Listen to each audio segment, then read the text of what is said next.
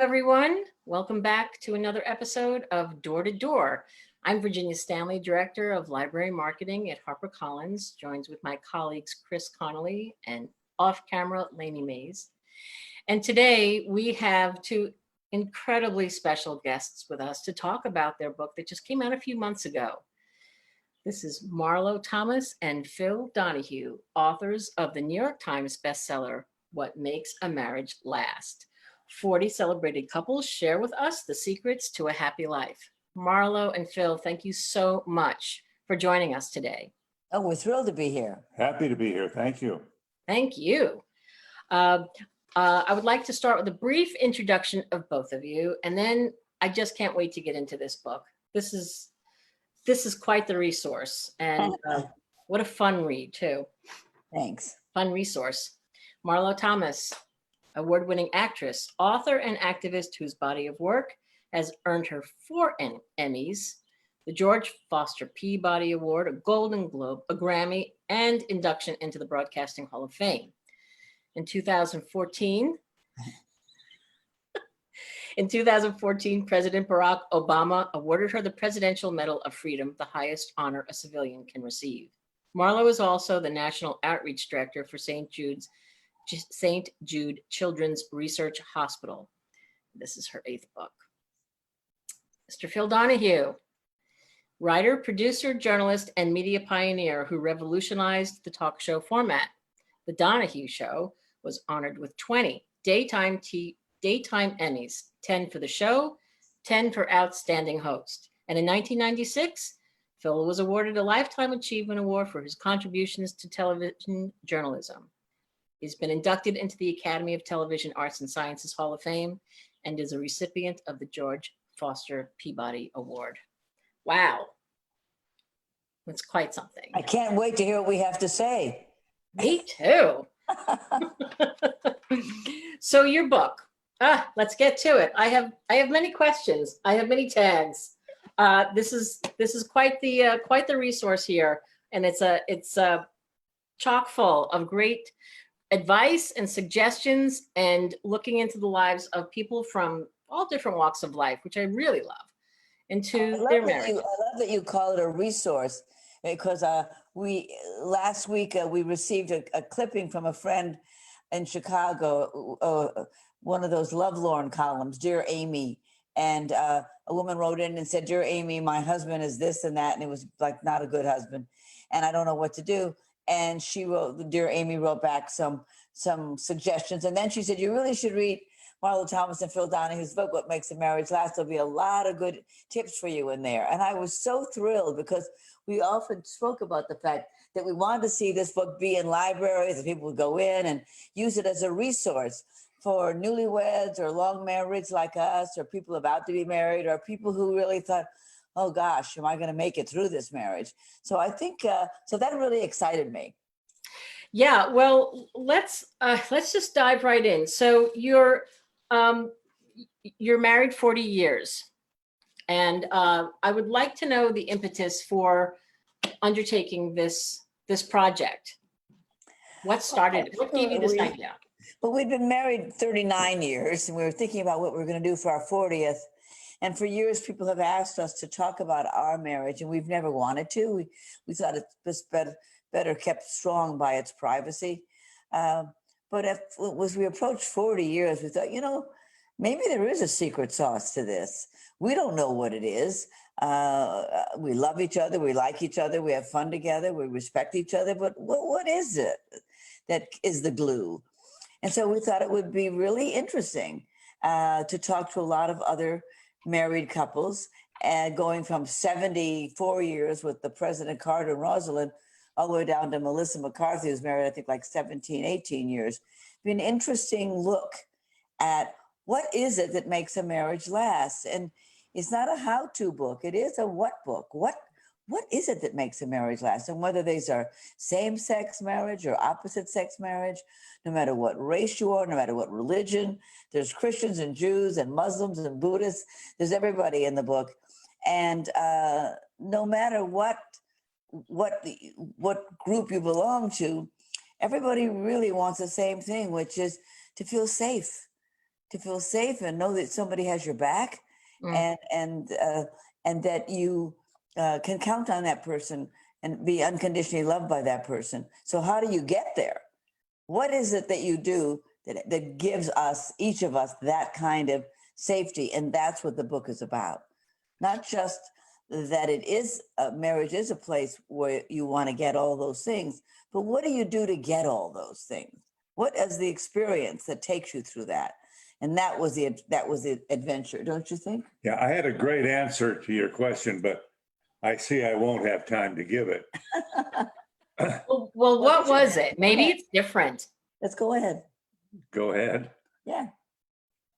Well, I do believe the people who last are the people who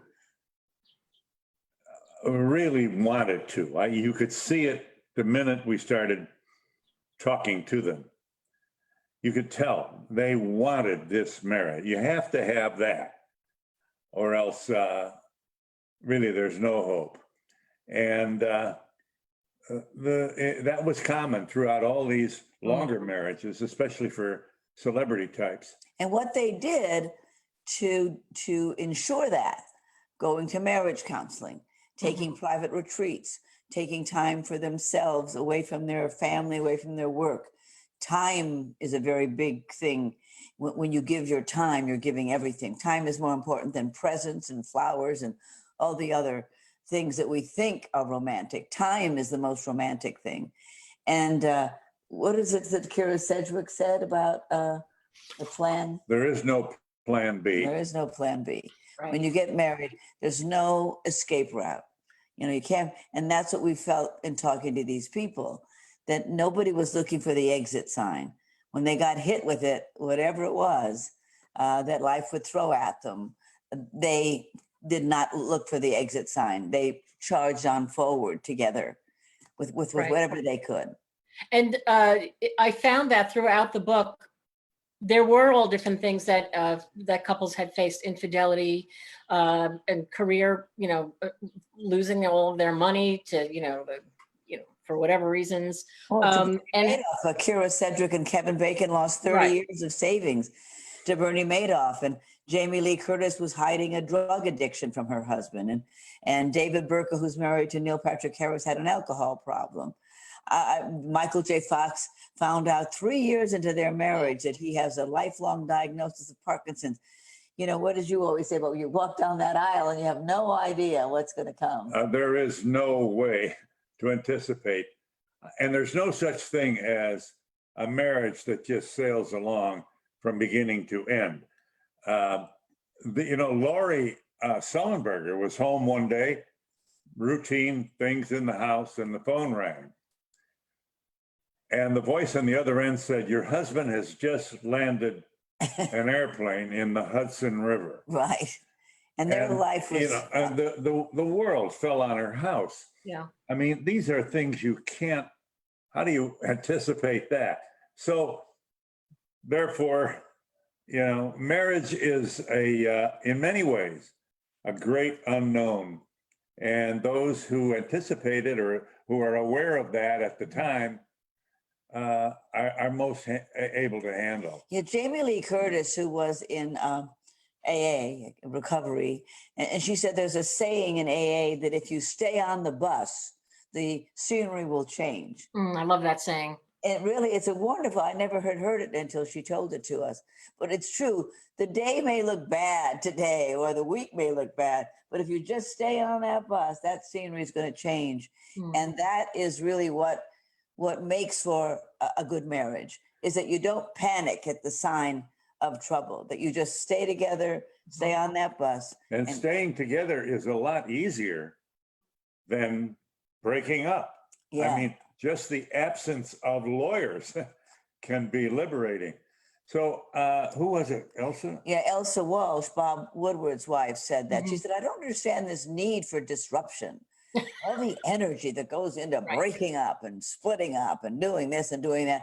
If they took that kind of energy, that kind of enthusiasm into making their marriage work, how much happier they would be." Right. And I just, so many, we're giving you like a little skim off the top of something they said, but it's the story underneath that brought these people to these moments that I think is what you learn from. You kind of absorb that. Tell them about James Carville. You tell them it's your favorite. That's my favorite. That's one of my ones that's flagged. Go ahead. Well, I bet you could tell it better than No, you I can't. can. No. Well, with this kind of buildup, this is a very cliched, hardly Shakespearean way to put it. Carville says, when you find yourself going around and around on a silly argument about nothing, and often we do. Right. And it gets heated too. It can get very heated. Oh, you didn't do and you said you would, and one of those things. And Carville says, the best thing when that happens is to say, let's kick that can down the road. That's such a great saying. Yeah. And we've already done it twice before. Well, you did it first when we came off the road. We were going around and around in one of those senseless arguments. And at one point he said, oh, let's just kick this can down the road. And it was so liberating. We thought, wow, that's a good way out of this. This way, nobody has to take blame. Nobody has to say they're sorry. Nobody has to do anything. It's just, let's get off this. And a good marriage is a marriage who's gone along on a path that has a lot of cans in the path. Down the road. Yeah. I love that part too. And I thought, oh God, of all of the couples that you profiled, and again, from all these different walks of life, which I love that, it's not just one career path. But I thought I was really drawn to them because I've always thought, how could those two be married? I know. I love what he said, or she said, like, we're not defined by politics. No. There's a lot more going on here. I love when she said, he's my total package. Yes. That was such a romantic way to say that. Yes. They really love and respect each other. And they don't agree on politics. I mean, he's crazy ferocious to protect climate change. And she doesn't think he's, that anything's wrong. And he was violently against the Iraq war. She thought it was a good idea. So they're completely opposite politically. But they said it has nothing to do with our life, with our daughters, with our life, with our families, with our picnics, with our hiking, with our whole life we have. Politics is just one part of our life. It's really interesting.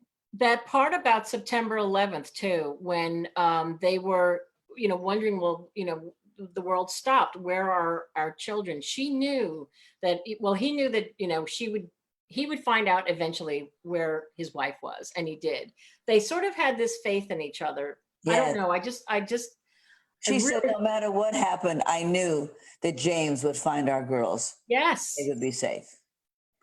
That's a wonderful feeling to know. She said, well, he was a Marine. Yeah. Completely capable, completely clever, and he can bend the world to his will, which is what a great thing to feel about your husband. No kidding. And you just basically said that word for word, because that's what she said. And I loved the stories sort of building up before you get into the interview. It's sort of like, well, how did you get together? And like, what's your history? Which I love that too, because you sort of get that background and then you see how far along they've come. I wonder if you could talk a little bit about Michael J. Fox and Tracy Pollan. Well, they met twice. They did 2 different projects together. She played his girlfriend on Michael's show. And then they did a movie together, and they really clicked then because they had both broken up with their girlfriend, boyfriend. And they fell in love and got married within a year. And then within 3 years, they'd had a baby. His father had died, and he had his Parkinson's diagnosis. But they took that on as a team. And when we interviewed them, I noticed that his arm would slip off the table, and she didn't make a thing about it. She didn't try to help it. She wasn't embarrassed by it. It was what his movement was. And I so respected the way she did not pander to him or treat him like a child or like a person who was sick. He has a movement problem, control of his movement, but it doesn't change his brain. It doesn't change his intelligence and his interesting conversation. And I just thought the disease is in the marriage and the marriage is in the disease. And they go on with their lives. They've had more children. They have 4 children, and they have a a great marriage, and she helps him, believe that he can do more things. Like they took a safari together. He was afraid that he'd be stuck in the Jeep the whole time, and she said, "So what? You'll see the animals," you know. Right. So it was it was. I was very. I think I say in the book that I cried when I left. You did. Not because I was sad, but because it made me love my own husband so much more. Well, for better or for worse, Exactly. how many partners say that? In sickness and in health. Yeah, without realizing that it could Right. be. That it could be. And they've made a life. And he continues to work and she works and they've raised their family. But it really got to me. I thought, this is marriage. This is what marriage is. Not looking for a plan B and loving your spouse and going together as a team. I mean, I really feel we've been together 43 years, married 40 years. We've had so many experiences together, good and bad, scary and triumphant. We've had it all. And I feel that, I hate to jinx anything, but I don't think anything could tear us apart, because we've really braided, our lives in this way, that it's strong. It's made of love and it's made of steel, And Peter Herman, Mariska Hargitay's husband, said an interesting thing. He said, if you get married thinking that the other person is going to make you happy, you'll fail. What's going to make you happy is what you build together. That's what the happiness is. The other person can't make you happy. And Rob Reiner put it another way. He said, you have to work your own side of the street first. The other person has to do that too, so that you come at it to each other, having worked on yourself, so that you're not expecting the other person to carry the load or to take the blame or any of that, that you each have a full self that you have to bring to this magnificent partnership. That, I mean, imagine saying and especially when you're in your 20s, we got married in our 40s, this is for the rest of my life. That's a huge thing to say. And you better know who you are if you're going to say that to somebody, that this is it for as long as we both shall live. And what is it? Did you say half of us end in divorce? Half of the people? Half of us get divorced. That's the reality. The people who study this kind of thing say we are imperfect pair bonders. Yeah. Yeah. So, and so that, but it's certainly, I don't know. I think a good marriage is the cushion of life. I think you can get through what life throws at you. And there isn't anybody who hasn't had a boomerang or two. I mean, they just come at you. I mean, Anna and Ray Romano, who were just an adorable couple, met in their 20s. They were bank tellers. Ray Romano was trying to be a comedian. He had no money. He rode a bike to work. He lived with his parents. They fell in love. They got an apartment. And then many years later, she got breast cancer. And he had to stand up to that. And we saw breast cancer from the husband's point of view. Mm-hmm. Thankfully, she's fine. She had 2 lumpectomies, and God bless her, she's good. But he, what he went through and what they went through together, how they faced it, how he quit work, everything that they did together to get through it. I find that not only inspiring, but it's real. It's so real. When we look at these celebrities, somebody said to me one day, well, you did all celebrities. And I said, well, Ray Romano said, there's no such thing as a celebrity.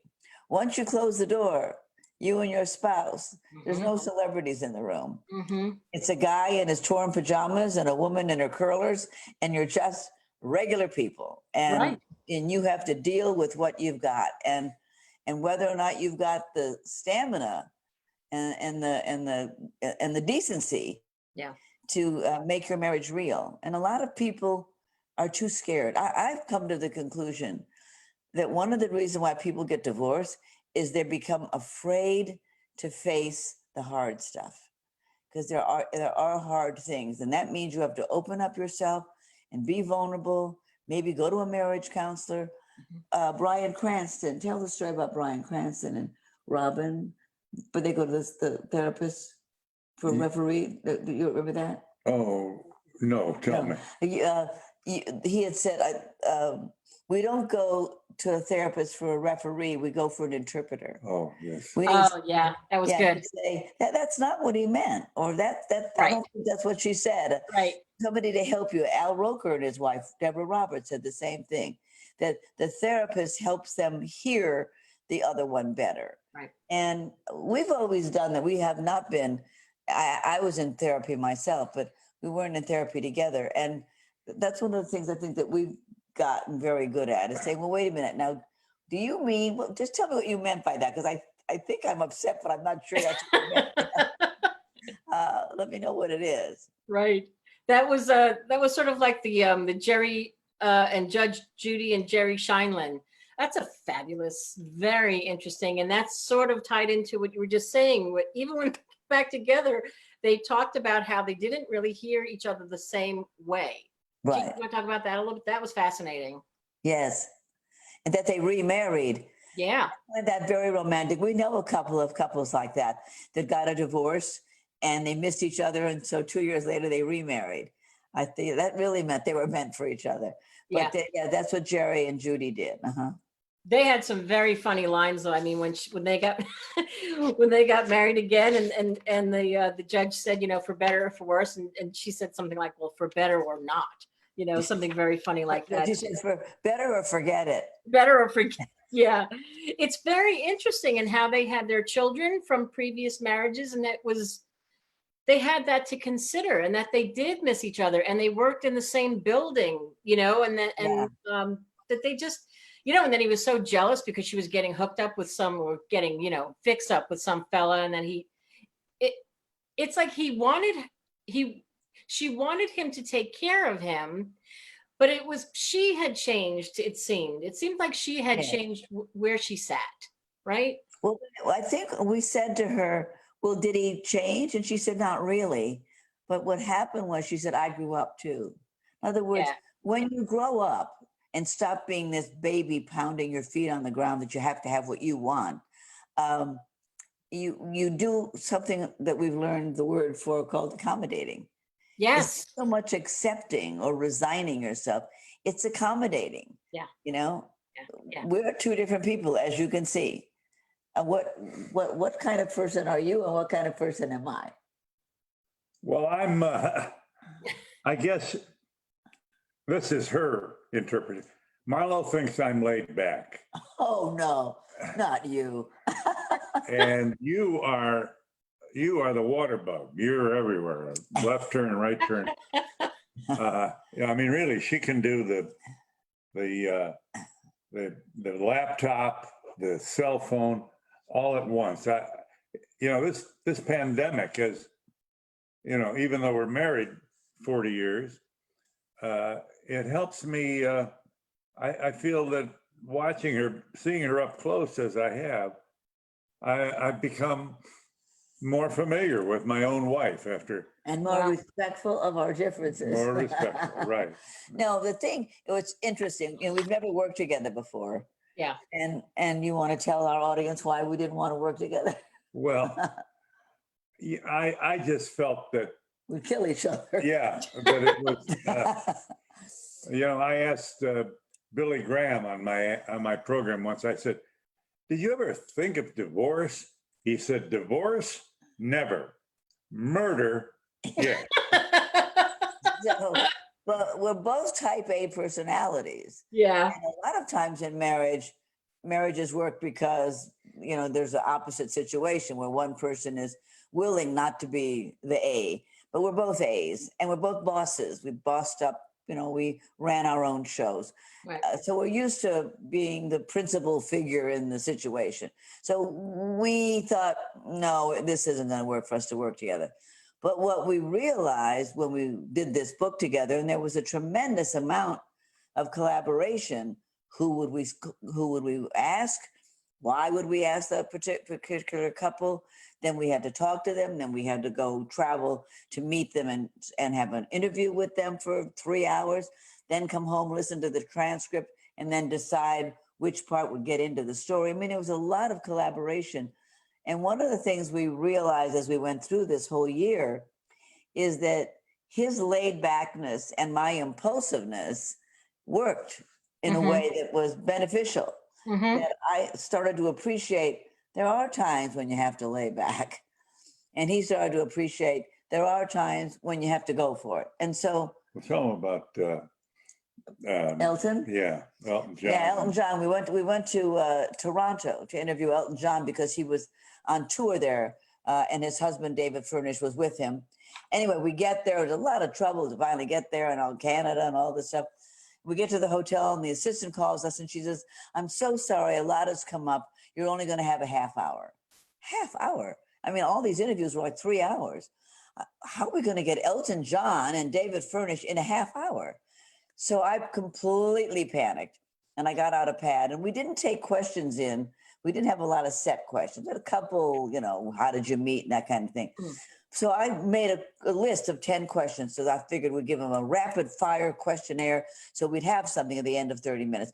And I'm doing this and really, crazily working on this. He turns on the TV, puts his feet up and watches a ball game. So I said to him, "Are you crazy? What are you doing? Aren't you going to help me make this list?" He said, "Oh, come on. Trust me. They're not going to stop us after 30 minutes. Well, I didn't believe him, and I just made my list anyway. And I was kind of like, "God damn it, why do I have to do this whole thing?" Anyway, I did it because I was too nervous not to. So I make the whole list. We get up to the hotel. So we were there an hour and a half. I mean, his way of approaching things is, take it easy. It's not going to be that bad. My approach is, oh my God, we got to fix this. So there it was. That was the two ways of looking at it, and he was right. But Yeah. you got to keep your eye on the agents or the assistants. What good are they if they don't somehow Protect you. Yeah, and make Yeah. it shorter. Yeah. And normally, what we discovered that we'd go in, and we were honestly at the beginning we thought we'd maybe do 45 minutes, and we were there a long time. 3 hours. Sometimes we stayed for dinner. I mean, we became friends. Yeah, Uh, Great. and I'd say after 3 hours, I'm sorry, but we really have to go. That made him laugh a little bit, but everybody was very into this. This was, I mean, you couldn't pick a more intimate conversation Yeah. than their marriage. Mhm. And they wanted to talk about it. It but was tell very- Virginia what you discovered, what opened everybody up. Well, when I got personal and I talked about our marriage, that seemed to blow the barn door open. Mhm. They just started and they couldn't stop. And that's what accounted for so much of what was interesting in our book. And honest. Yeah. Yeah. And it's funny because Phil is not just laid back, but he's very private. He's not a guy who wears his heart on his sleeve. And I wear my heart on my sleeve and my mouth on my sleeve. And he said to me when we started, he said, "Now I'm not talking about our marriage." So I haven't been married for 40 years for nothing. So I said, "It's okay. You don't have to." And of course, the minute we started, well, you said you just couldn't be a guy asking other people. Well, I thought, a little bit of a hypocrite to be Yeah. asking people to talk about their own marriage. Right. I felt that made it even more. And also, it signaled that we weren't there as reporters. When you're interviewed for a magazine or something, the reporter asks all the questions and you answer them. You then don't say, for example, to you, I wouldn't say, "Well, Virginia, tell us about your marriage." Mhm. We don't do that. That's not Mhm. the tradition. The Mhm. interviewer asked the questions. Mhm. This was an interview in which it was a double date. They Right. spoke and we spoke. They talked about their jealousies. We talked about our jealousy. They talked about their money issues. We talked about our money. So everything, it was a conversation. That's Yep. what made it fun. And that's why it lasted so long, because it was a conversation. It wasn't a Q&A. It sounds like it sort of leveled the playing field a bit and just sort of a matter of trust, Phil, if you're going to, share a little bit of your relationship with Marlo, then that does put somebody at ease. It doesn't make them feel defensive or that they want to Right. make Right. sure you say Right. exactly the right thing. As you say, Marlo, you're having a conversation. And I think you really did I mean, I am dumbfounded by the number of people that you spoke with and how much you got out of them. I don't take that away. I don't mean that, not got out of them, but the information. No, you're right. comfortable Any way you sharing put with it you. is exactly that. Yeah. Yeah. Many people who've interviewed us since we've done the book have said to us that they could never have gotten that kind of honesty out of these couples. And I said, well, that's the reason. We weren't reporters. Yeah. You know, Yeah. it was a double date. It's wonderful. It's just a wonderful book. And I just, as I say, I mean, we could be at this all day because I think I've gone through 3 Post-it notes, just flagging lines and funny things and wonderful things. Accommodating seems to come up a lot, more than compromise, it seems. Accommodating seems to be the thing. I love Viola Davis when she talks about the 50-50 versus the 100-100. You Yeah. know, what you bring to the table and how you really can't change people. And that's pretty much what you both just said. You can't go in looking to change people.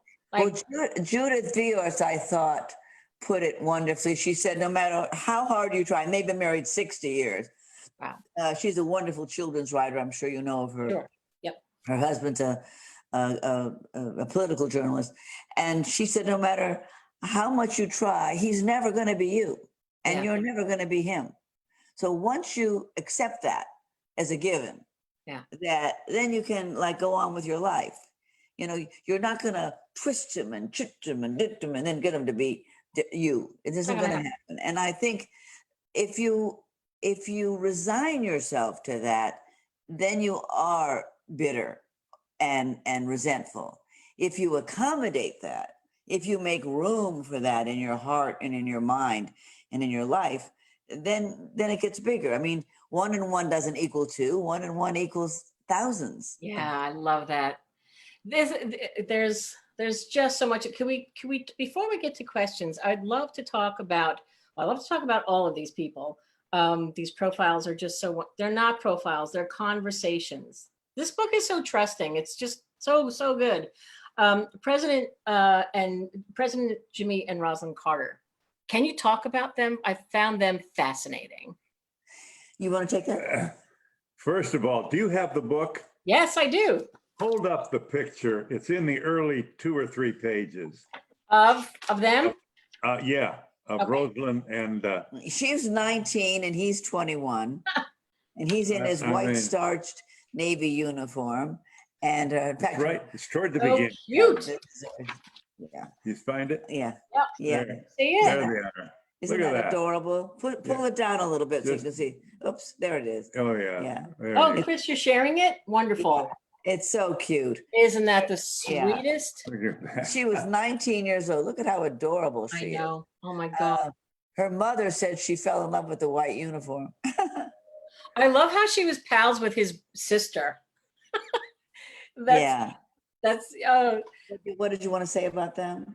Well, I think the pictures hit me when I didn't realize that this, I guess, was your decision or the publisher 74 years ago. What? to put it there at the front. I mean, Yes, I thought it was. Well, where do you put it? You can't put it at the end. You can't put it in the middle. It seemed like they should. And also, they're 74 years married. right. Their religion, their faith is a big part of their bond. the reading. And every night they say the Bible. They read the Bible to each other. And when they were in their 60s, they learned how to speak Spanish, and so they got a Spanish Bible, and they read the Bible in Spanish to each other. I mean, and they also in their 60s learned how to ski. Yeah. That's a wonderful way to keep your marriage interesting, is that you learn new things together. You learn a language, you learn to ski, you learn how to do Latin American dancing, whatever it is, you're learning something together. You're using a different part of your brain with each other. And I think that really invigorates your relationship. Yeah, they're so in sync. They just feel so connected by the things that they do together. They're well into their 90s, and they're just, they had some health issues and they're back, and they're just Absolutely. They Right. bounce right back. Right. Yeah. Chris, do you want to share a couple of photographs? Just, will Marlo and Phil be able to see them? Yes, Okay. we saw the last one. There they are. The Carvilles. Yeah. I love the I love- cigars. I love that there's a bottle of beer on the on the table, and he's got a cigar in his mouth. I know, it's And great. there's Judge Judy and Judge Jerry. I love when you talk to Judge Judy and Judge Jerry about President Carter and Rosalind going skiing, and she said, "I hate the cold." Chris, do we have some others? They're so wonderful. It's great to have the wedding pictures. They are terrific. I'm trying Yeah. to think of another. Well, it depends what Chris you've got there. Do you have more there, or maybe one or two? The Ray Romano picture is great. Oh, that dress. I'm half Italian, and that is such an Italian wedding with that long white satin dress. I All think my that- aunts looked like that when they got married. Oh, that's funny. Okay. Okay. So, oh, there it is. There it is. Isn't that great? It's fabulous. Yeah, It's just fabulous. so romantic. Yeah. Well, I did want to ask you a little bit about, before we get to some questions, about how you're doing in this pandemic. I saw that you were, oh, there's Viola Davis. That's wonderful. Yeah, they have a terrific marriage. They're adorable. She's the one who said marriage isn't 50-50, it's 100-100. Yeah. Yeah. And that's true. Yeah. I love, there was a video of you, Phil, and you, Marlo, and you were in the kitchen, and Phil, you were chopping away, and Marlo, you were making, I think it was your mother's sauce. I was making my mother's pasta, right? Yeah. Yeah.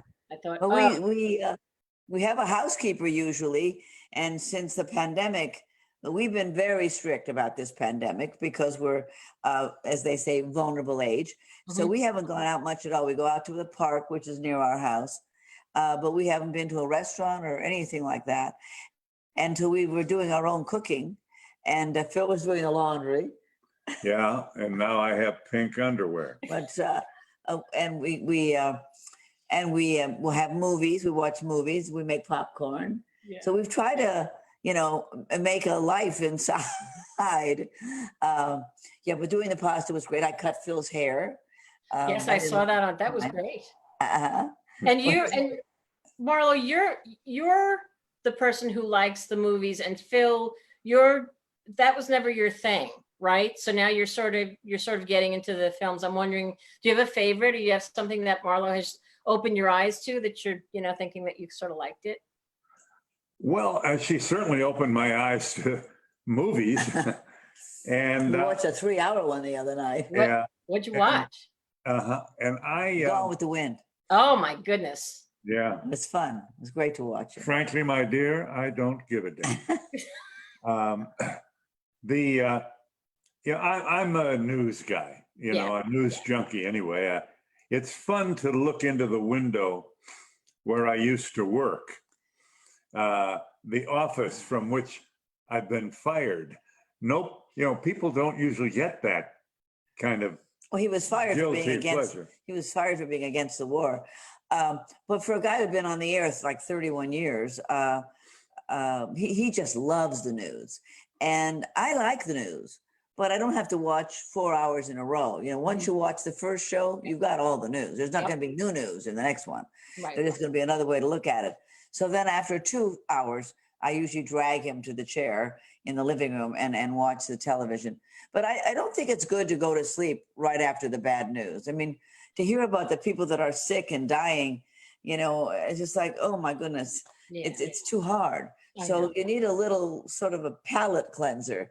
So I like to show old Mel Brooks movies or Woody Allen movies or Albert Brooks or Yeah. just, the other night we watched That's Entertainment. Oh, I like wow. to see something uplifting before I go to sleep. So I don't Yeah. go to sleep with all this sadness in my heart. I know. It's a terrible time. I'm pathetic anyway. I really am. I mean, I cry at the news, so if I see Well, those little not- kids at the border in cages, I just start to cry. Yeah, it's there's not a lot of good right now. So put on That's Entertainment. I think it's a great idea. Yeah, it's great. It was a different time. Speaking of time, Chris, before we get to the questions, could you please read some of the wonderful reviews of this wonderful book, What Makes a Marriage Last? And could you Well, show that's nice of you. Yeah, I'd be happy to. All right, so Publishers Weekly called the book delightful and instructive. Love and understanding shine through in this inspiring collection. AARP called it an intimate and surprising look at what keeps couples together. And then Kirkus Reviews said, warm-hearted testimony to enduring relationships. The author's disarming ebullience makes them endearing interviewers. And then I'll share the book jacket, which is wonderful, with the audience. Here you are. Oh, thank you. Just absolutely beautiful. And beautiful illustrations, fabulous photographs throughout, and wonderful stories that we could go on forever. But each one has like a little nugget of wonderful advice and purity. Just wonderful. Thank you so much. We're very proud of it. And we had a very good time doing it together. Really did. I think it's going to be the kind of book that's going to have a very long shelf life because it's important. And everybody's experience is different. Yours is, mine is, Chris Laney's, and the 40 couples in here. Everybody's got a different story, and everybody's got a different way to get through, to keep that love braided, as you say. You know, when I said before that it's not a how-to book, if it was a how-to book, it would be about that big. But it's a what book, so it's that big. Yeah. I mean, it's 100 pages. What did you call it? A door stopper? Yeah, well, yeah, it's something you don't want to drop on your foot. But a lot of people that have gotten in touch with us say they read it one story a night. The husband and wife take turns reading the story to each other, which I think is lovely. It's almost like they're little mini therapy sessions. Seriously, you know, I mean, there's just ways to you want to stay together. Phil, you just said it before. You have to want to stay together. You have to want to make it work. So there isn't one secret sauce, as you say. There are a lot of different ways that you can get to there. You know, Ted Danson said something that I thought was great. This is his third marriage to Mary Steenburgen, and it's her second marriage, and they've been married 30 years. It's a wonderful marriage. They're a darling couple. And I said to him, wow, how did you get the optimism to get married 3 times? And why did you think the third marriage would work? He said, well, because I stopped lying. I said, what were you lying about? He said, everything. He said, first of all, I was unfaithful. That's a whole other story. He said, but I didn't ever want to say who I really was because I didn't think who I was good enough. So I pretended to be this other guy, this person who was on top of it all, who wasn't vulnerable, who came in on the white horse and could fix everything. He said, and that was a complete charade. Yeah. It wasn't until I realized that if I did that, I was hiding who I really was from this person that loved me and that I loved. So I had to let go of that. And that took time. That's such a wonderful insight that we all do. We all think, well, you know, I'll just be this wonderful person. Chris Rock once said in a comedy piece, he said, when you're dating, you really aren't dating another person. You're each bringing your representatives to show each other. And I think that's kind of what Ted meant, you know, that we want to show ourselves off so the other person will love us. But you don't really get loved for who you are because it's just great. That's very brave, first of all, of him to reveal. And again, I think it goes back to how you, Phil, brought, you know, how you presented yourselves to them and brought them into a place of safety to share. I think that was the whole key right there, because boy, it doesn't get much more honest than what these people have said in this book. It's pretty amazing. I had to stop the lying. Wow. I know. That's amazing. Yeah. So can we do some questions? Sure. We love it. Okay. So Chris, let's see, I have a couple here. Casey Davis, what advice do you have for us married folk who are homebound 24/7 with our partners during this pandemic?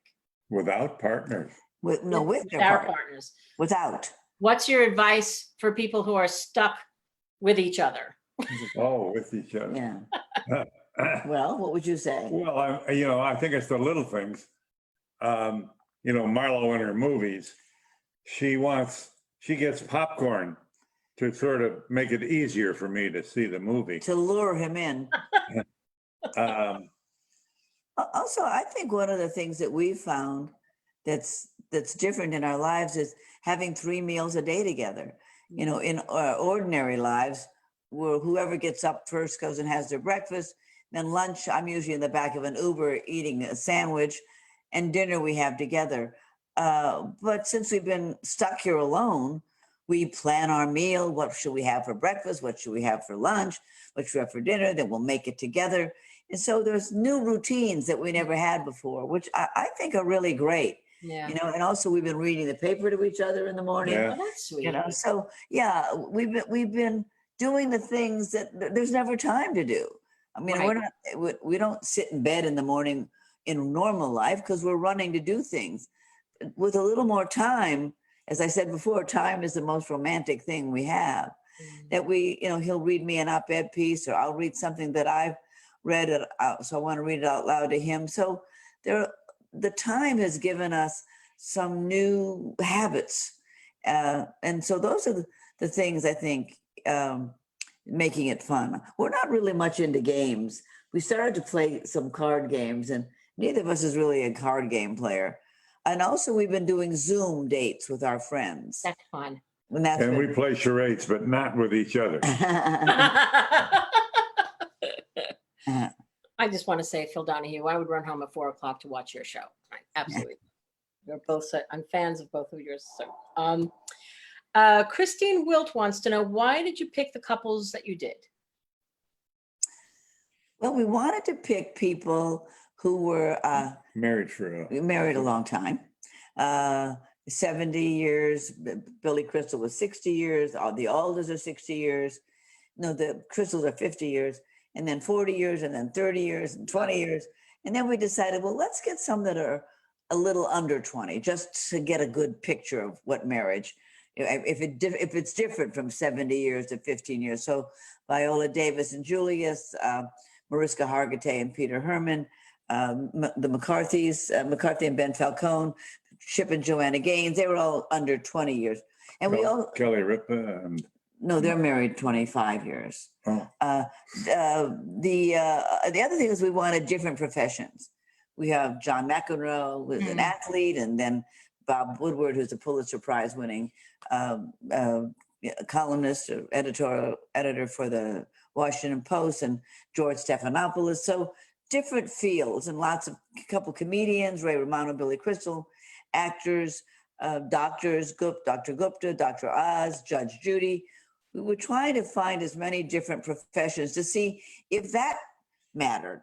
You know, if you get enough people, you know, somewhere in the middle of all these different professions and different ages and different religions and different races, you know, what will we find?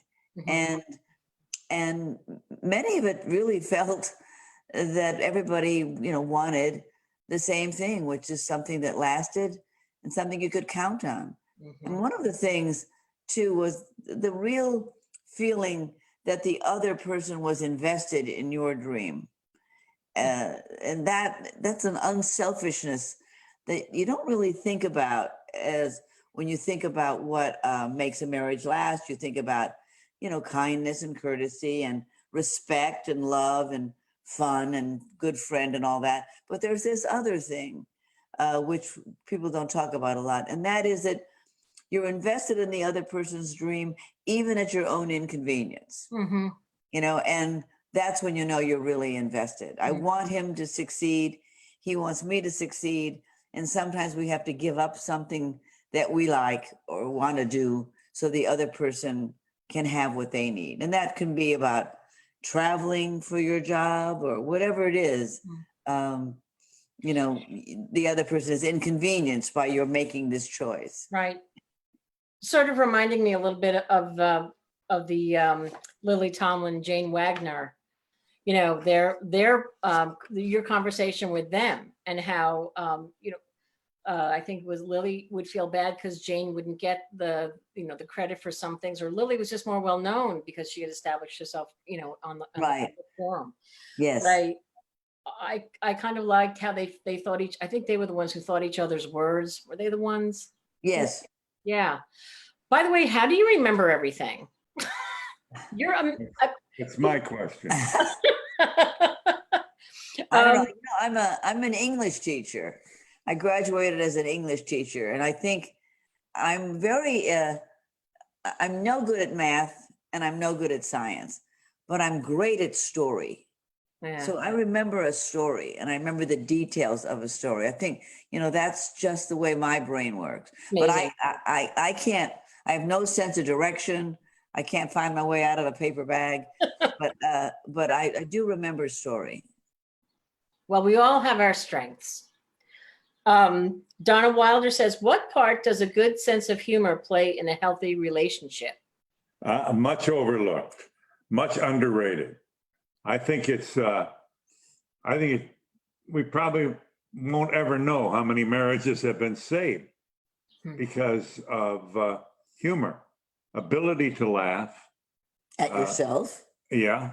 And I just think it makes a marriage can be like this, and laughter can make it a little more smooth, Right. and survivable. Right. Exactly. Mm-hmm. Lillian Dabney says, would you say that basic deep friendship could be a template for a good marriage? Oh, sure. Yeah, I think so. I remember when I was a little girl and my sister and I would be fighting, and my mother would say to us, if you treated your friends the way you treat each other, you wouldn't have any friends. And I think that's true, that we do as couples. We aren't as considerate and as giving sometimes to our spouses as we are to our friends, and as forgiving. Your friend will do something really terrible or stupid or whatever. There's something that hurts your feelings, and you forgive your friend. But sometimes with your spouse, you make it a power struggle and becomes a big ordeal. Why do you think that is? Pardon me? Why do you think that is? I think you're right. But I wonder why. Do we take them for granted? I think because you're always, and I think in the beginning, we don't do this now, but the first 10 years of our marriage, I think we're always trying to be sure the precedent was set. You know what I mean? I don't want him to think he can do that. And I want to break her of this. There was a lot of that going on. Right. And that's when you have to say to yourself, okay, you don't do that with your friends. You don't think to yourself, I'm going to break my friend if this happened. You don't do it. But because you're living together all the time, you see it as invading your way of life. You see it as invading your space. It's inconvenient to you, this person having this other way of being. So it's kind of, you have to see it as President Carter said, one of the most important things for a good marriage is giving each other space to be who they want to be, space to do what they want to do without your interference. That's pretty much, I think, what we do. Mm-hmm. We don't try to change our friends. We do try to change our spouses, and it's futile. He is this and I am this, and then we accommodate it, or we'd be battling for the rest of our lives. But the first few years of marriage, I think, are tough for that reason. There are a lot of marriages where one spouse spends every day trying to change the other spouse. That is a fatal prescription for marriage. Right. And somehow the best marriages are the ones where each partner accepts the other, even though there are things maybe that drive them crazy. But so what? That's it. That's different people. And I think Tracy in Poland, who's married to Michael J. Fox, says you have to give each other the benefit of the doubt too. Mm-hmm. She said, Michael can say something schmucky, which is her word, to me. And I have to sit back and say to myself, well, did he really mean that? I mean, gotta give him a little bit of the benefit of the doubt, that it was a stupid thing to say or a schmucky thing to say, but he didn't really mean it that way. So you're not jumping on everything, What did you mean by that? Just back off a little bit, give people room to have a grumpy day. And sometimes we say to each other, oh, I think you're cranky today. And the other one will say, yeah, I think I am. Or I can say sometimes, I'm cranky today. So that you kind of warn each other that, okay, this is going to be a day in which I'm going to be a little bit grouchy. Right. I didn't sleep well. I had a disappointment, whatever it is. Then that's a good thing to say. It's kind of an emotional temperature. So the other person doesn't say, oh God, what did I do? What Yes, you know, right. at least to just say, okay, this is going to be a grouchy day for me. And then your spouse can say, we often do that with each other. Oh, what happened? Tell me. Do you want to talk about it? No, I don't. Well, yes, I do. And then talk it out and feel better. Once you say what you feel bad about, it doesn't sound, once you get it out, it's not quite as bad as it was rolling around in your head. Yeah. And the other person can say to you, oh, come on, that person didn't mean that, or you didn't feel that, or you were great. Don't worry about that.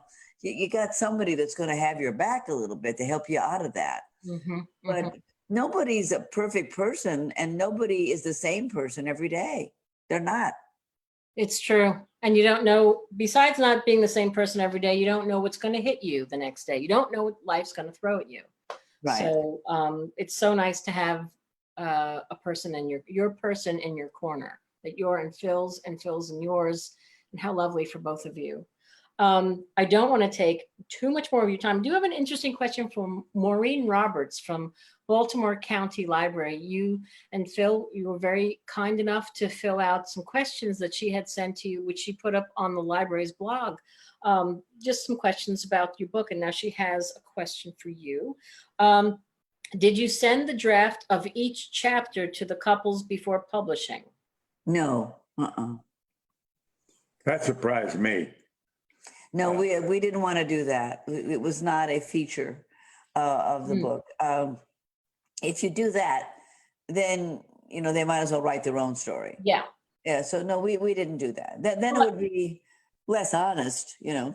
I was just going to say that just speaks, I think, to the trusting nature Right. of the relationship they had with you and you with them. One or two of them after the interview said, that part I said about my son, I'd like you not to use that. And so we didn't. Sure. It's that part I said about my mother. Okay. That's different. Yep.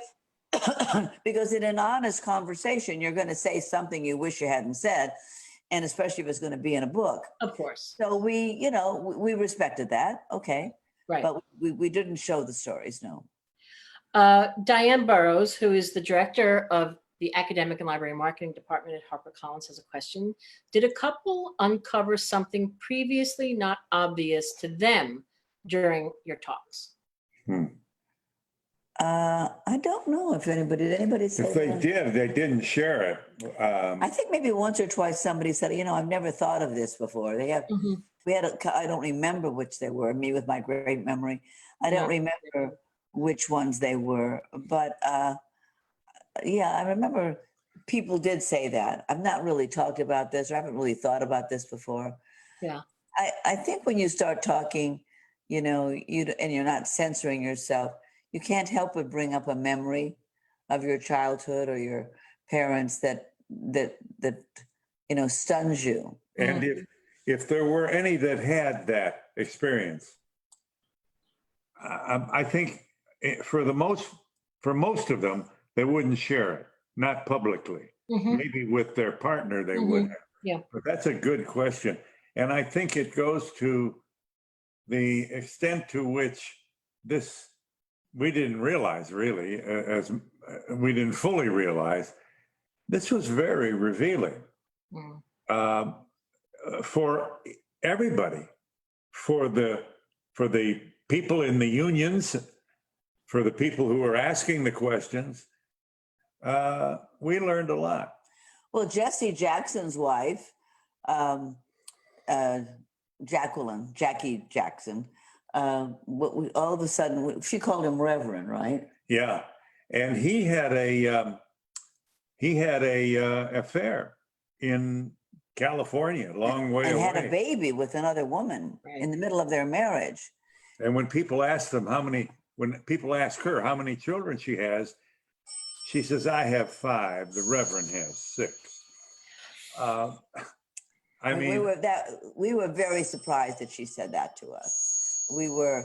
I had heard about this, had read it somewhere, and infidelity is an important problem to discuss. Just like losing all your money, or losing your career, or having a sick child, or whatever it is. Infidelity is another challenge of a marriage, And the fact that she brought it up was exciting, because there are people who will read this book who've had an infidelity in their marriage. And she said to Phil, I said to her, well, did you want to throw him out? Did you throw him out? And what did she say? He said, no, I didn't. I tell people he belongs to me. So she kept that. Yeah. That's And she also said, this marriage is a test of my character. Oh my character goodness. that my mother taught me. As a test of, in other words, she was not going to buckle because of his mistake. She was going to bring the marriage back up. And she said, I call him Reverend to remind him who he is. I thought she was fabulous. Yeah. Just fabulous. She really, had a lot of strength about her. And she also said, if I die and come back, I want to come back as a woman, and I want to come back as a Black woman. She has great pride in her person and herself. Yeah. Yeah. That's wonderful.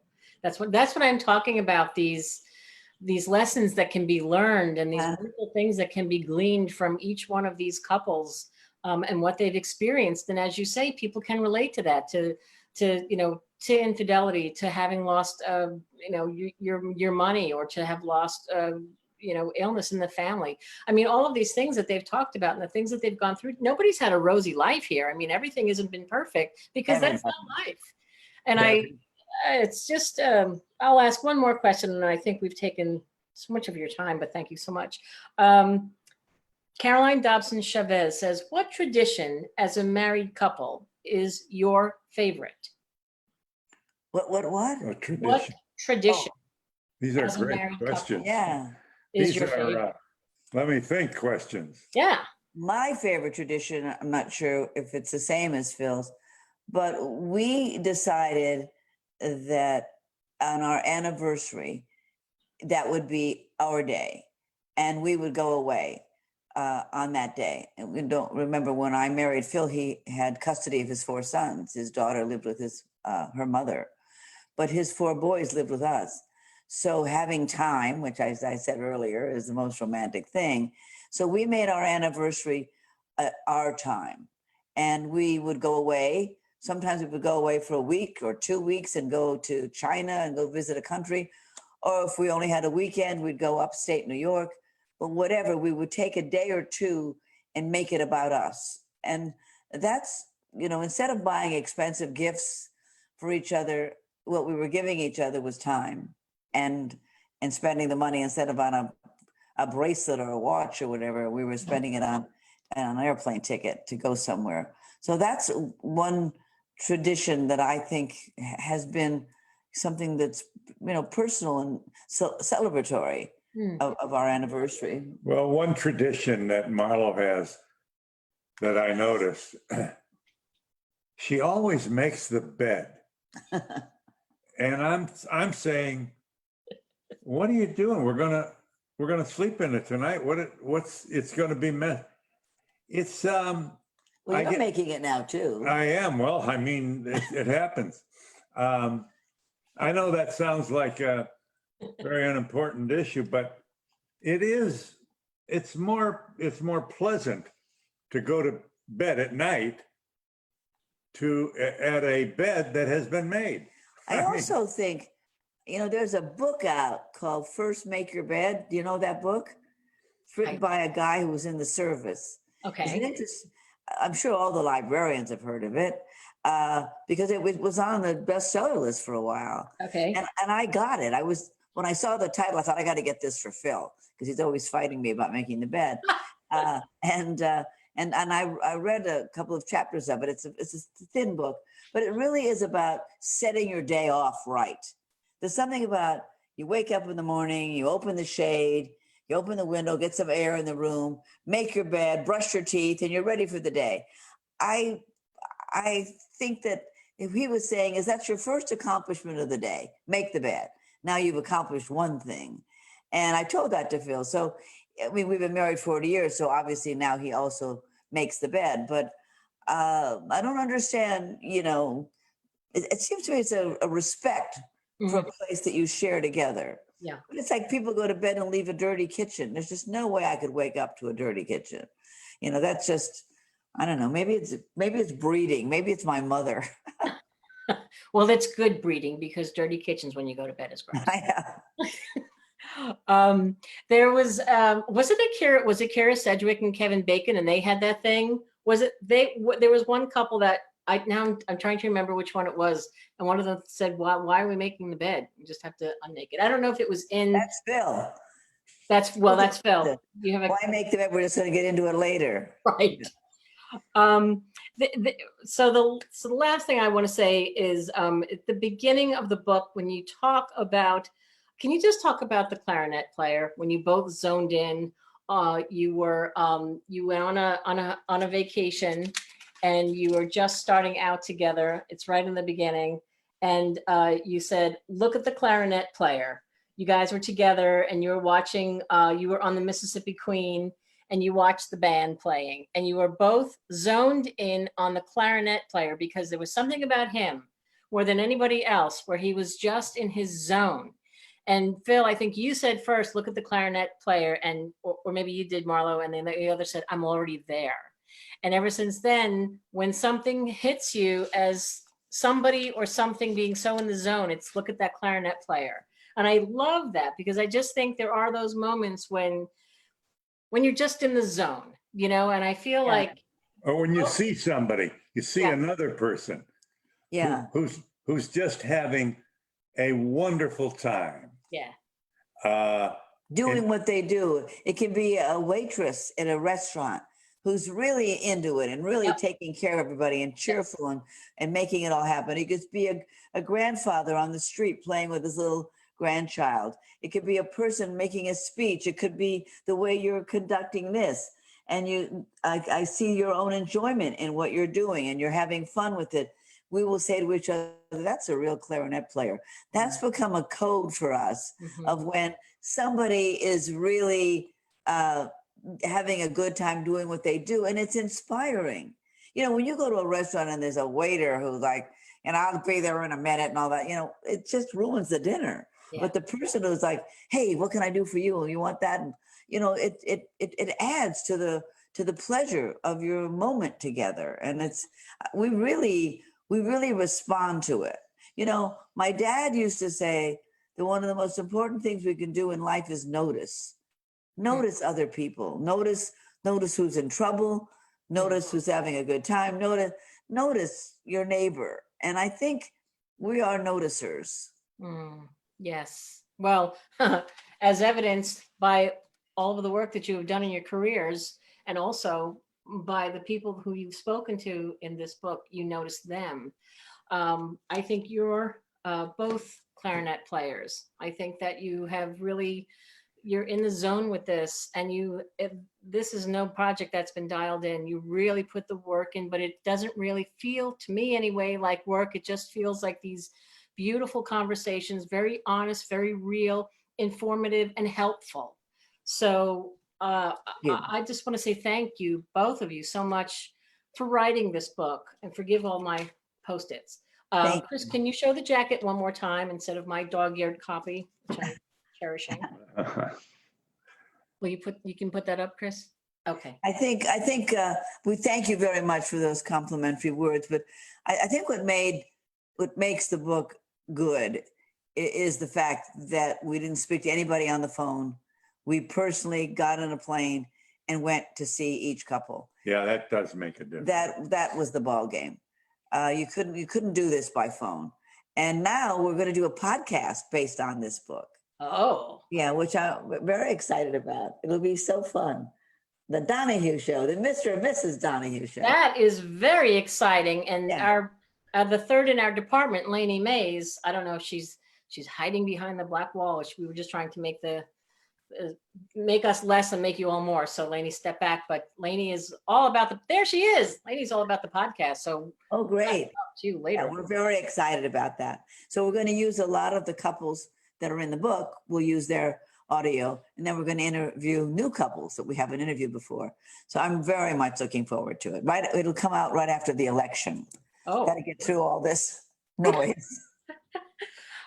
Well, there'll be something good to look forward to.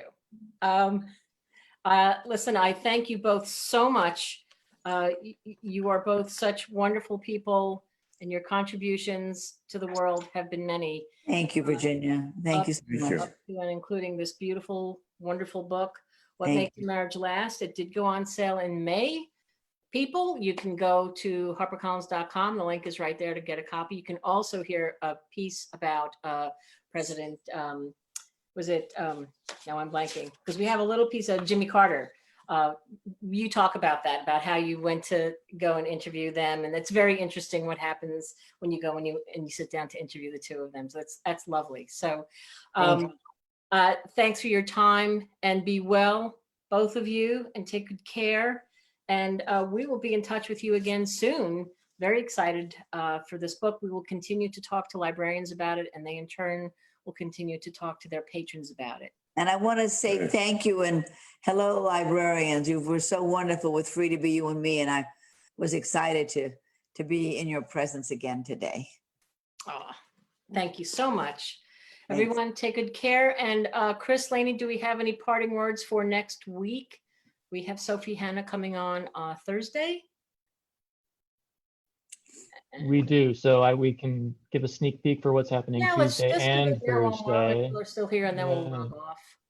Yeah, so here's Tuesday's event, Thomas Oh, Hines and Wild Scott City, and a Carlson. walk around the block. You're going to find out a lot about New York City in Thomas Hines' book, Walk Around Oh, the I can't do that. Wild City. Yes, and Walk Around the Block. Very interesting book about lots of things you never knew existed right around your own city. And then we have Sophie Hannah is coming to us from England. So she's going to get up early, and she's going to talk to us about her book, The Killings at Kingfisher Hill. So that's super exciting, and that's next Thursday. So we hope that you can join us then. And Marlo and Phil, are they gone? Did they leave? Marlo and Phil did leave, yes. Goodbye, Marlo and Phil. Unforgettable. Lainey, come back on. Are we still live? We are right now, yes. Can I put my air conditioner on because it's really hot in here? Sure can. All right, let's not hang up yet, because how much fun was that? They were Everybody amazing. still listening? Oh, it's too loud, that thing. They were great. They were wonderful. This book, we are still live, right? Yes. People, I'm telling you, I could open to any page. I just was, oh my God, Sanjay Gupta and his wife. And there's Melissa McCarthy and Ben Falcone. Look at their wedding picture. Come on. These are all the people in the back. They have profiled so many people, talked to them, and just had a very, very honest conversation with them about their relationships. Very revealing, very refreshing. And I don't know, it's really wonderful. So that was fun. Okay, well, it's a great interview. A lot of wisdom. Me not being married, I still learned so much, more than I could have ever expected. They're just two brilliant people. So it was a Well, great interview, Virginia. So everyone watching, be sure to pick up a copy. There was a ton of love for people who have read it, good. but a lot of excitement for those who haven't. So the link is in the comments for those of you still watching. Definitely pick it up. Yeah. Well, it's been a busy day here. And now we have to go to a meeting. So we have to say goodbye to our friends. Goodbye, everyone. Thanks Bye, for everyone. watching. Please come back on Tuesday. And because that's going to be super cool, talking about those two books by those two authors. Lots of inside skinny on New York City and around your own city. Okay. Until then, be well, everyone. Thanks for joining. Bye, all. Bye.